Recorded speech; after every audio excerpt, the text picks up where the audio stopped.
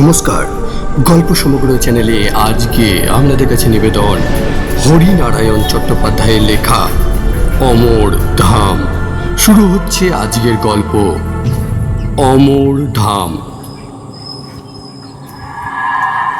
মাসখানেক ধরে শরীরটা খারাপ হয়েছে, যা খায় অম্বল হয়। বিকালে মাথার যন্ত্রণা, রাতে ঘুম নেই, কাজে একেবারে উৎসাহ পাচ্ছি না। পাড়ার ডাক্তার বলল ওষুধের সাময়িক উপকার হতে পারে, স্থায়ী কিছু হবে না। তার চেয়ে বরং ভালো জায়গায় চেঞ্জে চলে যান, মাস দুয়েক থাকলেই সেরে যাবেন। কোথায় যাব তাই নিয়েই এক সমস্যা। এক এক বন্ধু এক এক রকম উপদেশ দিতে লাগলো। কেউ বলল ভুবনেশ্বর, কেউ হাজারিবাগ, আবার কেউ দেওঘর। কি করব, কোথায় যাব যখন ভাবছি, তখন হঠাৎ অমলের সঙ্গে দেখা হয়ে গেল। অফিস থেকে বেরিয়ে ফাঁকা ট্রামের জন্য অপেক্ষা করছি, আচমকা পিঠে কার স্পর্শ। ফিরে দেখি অমল।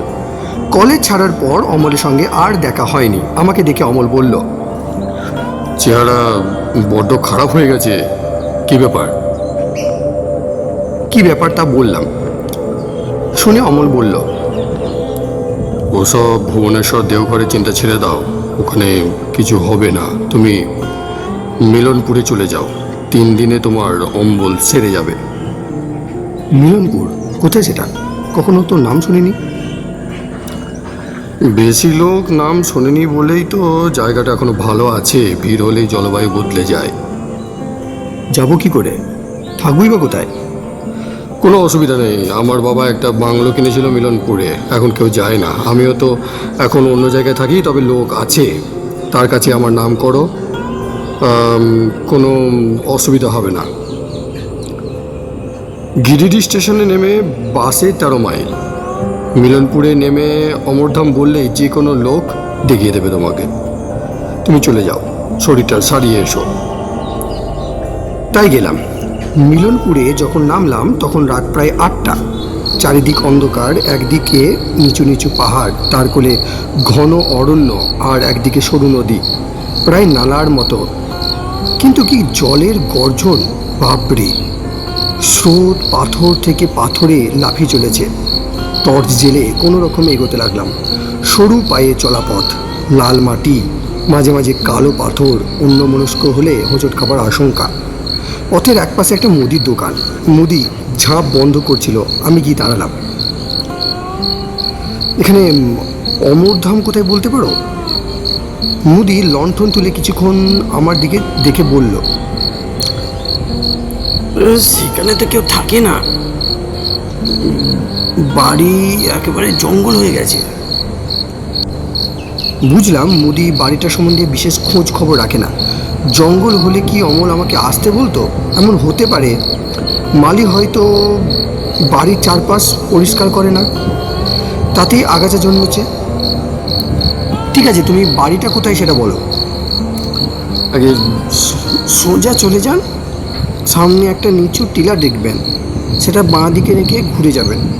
এক জায়গায় গোটা চারেক শাল গাছের মেলা, পাশে সাহেবদের গোরস্থান, সেটা ছাড়িয়ে একটু এগোলেই সাদা পাঁচিল ঘেরা অমরধাম। এক হাতে সুটকেস আর এক হাতে টর্চ, সাবধানে এগোতে লাগলাম। রাত 9টার বেশি হয়নি, কিন্তু এই জনমানবহীন ঘন জঙ্গলে ঘেরা অন্ধকার জায়গায় মনে হচ্ছে যেন নিশুতি রাত। ঝিঝি ডাকছে, ঝোপে ঝোপে জোনাকির ঝাঁক, মাঝে মাঝে পায়ের কাছে খড়খড় শব্দ। সাপ হওয়া বিচিত্র নয়, কিন্তু এক সময় নিচু টিলা পেলাম, গোরস্থানও। অন্ধকারে অনেকগুলো আলোর ফুটকি, সম্ভবত শেয়ালের চোখ।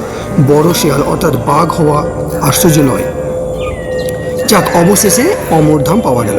বেশ ভালো বাংলো, অন্তত এক সময়ে বেশ ভালোই ছিল। এখন অযত্নে জায়গায় জায়গায় পলেস্তারা খসে ইট বেরিয়ে পড়েছে, জলের পাইপে আগাছা হয়েছে, সামনে চাতাল শ্যাওলায় সবুজ হয়ে গেছে।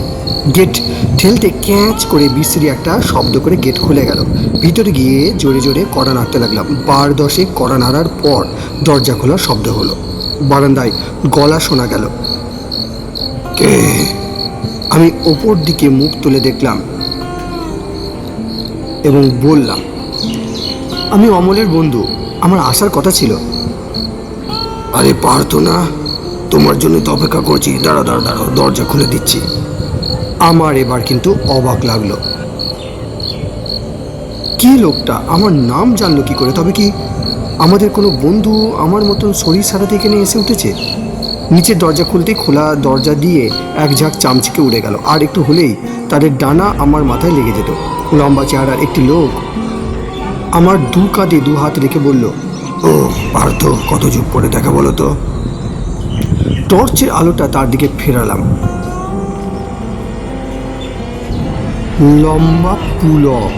আমাদের কলেজে দুজন পুলক ছিল, তাই একজন লম্বা পুলক আর একজন বেটে পুলক।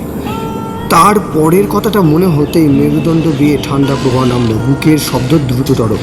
তাই তো শুনেছিলাম বছর 5 আগে টালা ব্রিজের কাছে লম্বা পুলক দুর্ঘটনায় মারা গেছে। পুলক মোটর সাইকেলে ছিল, সামনাসামনি এক লরির সঙ্গে ধাক্কা। পুলক আর তার মোটর সাইকেল দুটোই একেবারে ছাতু হয়ে গেছিল। কি সারা রাত বাইরে দাঁড়িয়ে থাকবে নাকি? পুলক তাড়া দিল। ভিতরে ঢুকতে ঢুকতে বললাম, না চল, একটা কথা ভাবছিলাম। কি কথা? শুনেছিলাম দুর্ঘটনায় তুমি মারা গেছো বছর 5 আগে। পুলক খুব জোরে হেসে উঠল। শেষ হলো আজকের প্রথম পর্ব।